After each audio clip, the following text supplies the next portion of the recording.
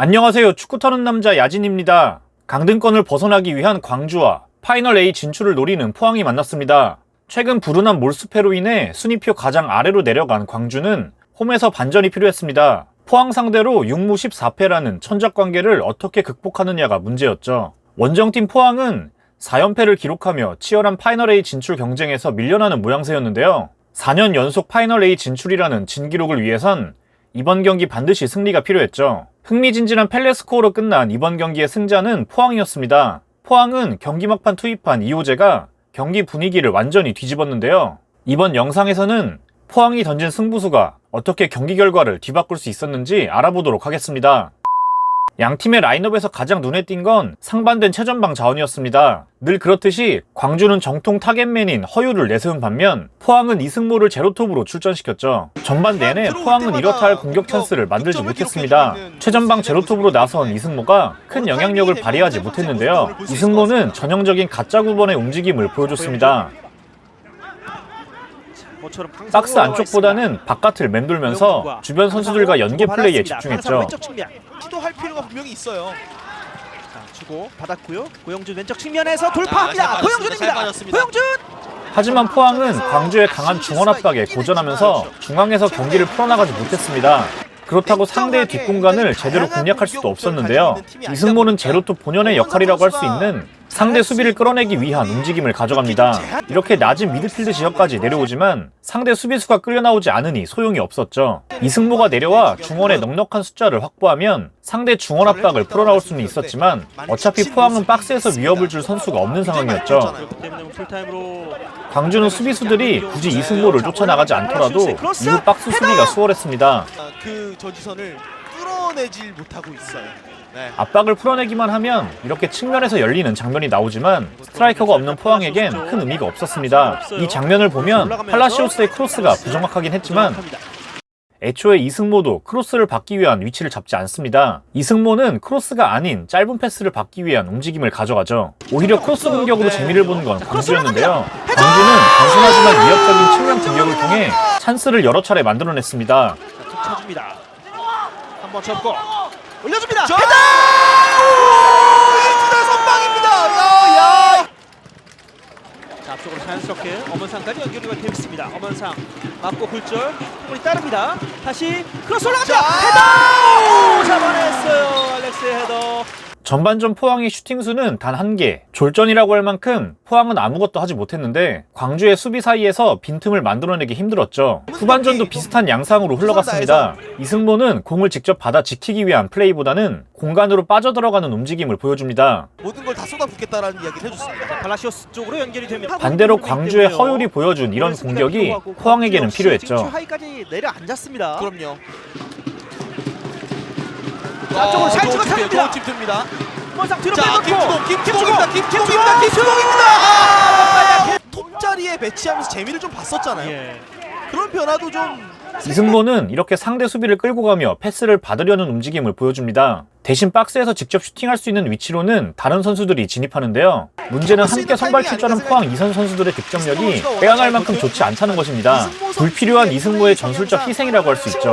포항은 측면에서의 크로스 공격은 물론이고 이승모를 통한 중앙에서의 연계 플레이도 원활하지 않았습니다. 포항은 최근 팀 내 가장 뜨거운 공격수 임상엽 선수가 교체 준비합니다.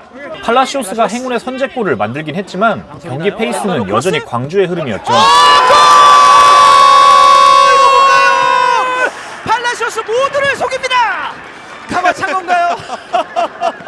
와, 팔라시오스의 시즌 첫 골이 이렇게 나옵니다. 아, 지금 흔히 말하는 슈타링 뭔가 이거 말듯 하다가 그냥 감았는데 이게 이게 웬일입니까? 속도는 굉장히 약했지만 스핀이 강했거든요.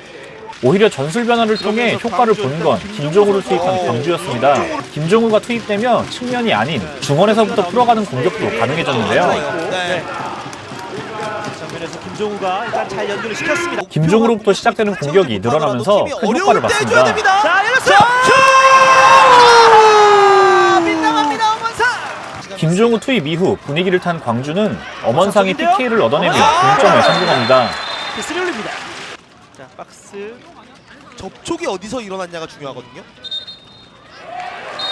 자, 페널티를 자, 찍었습니다. 네, 페널티를 찍었어요.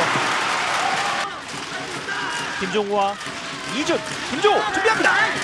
슛! 자, 들어갑니다. 득점이면서 다시 승부는 역점이 됩니다. 광주는 네, 중원에서부터 오른발을 밀고 가리지 들어가는 않고 위협적인 슈팅을 공격이 뽑아냅니다. 이어졌는데요. 구석을 노려보는군요. 자, 연결됐습니다. 김종우요. 일단 몸을 날렸던 이준 골키퍼. 에너지 레벨에서 큰 차이를 보인 포항이 주도권을 자, 내주며 그렇죠. 밀리는 돌지로 경기가 넘어간다. 계속됐습니다. 두 연속입니다. 두연성이 해냅니다. 순식간에 역전을 만듭니다. 광주의 누구예로 두 연속입니다. 네. 주연석 선수 부상 복귀 이후에 득점을 만듭니다. 중원에서부터 공이 투입되질 않으니 앞선에 있는 이승모는 아무런 영향력을 발휘하지 못했죠. 네. 그러니까 이순민 지금 뛰는 거 보세요. 지금도 앞에서 고영준 견제하고 다시 돌아오잖아요.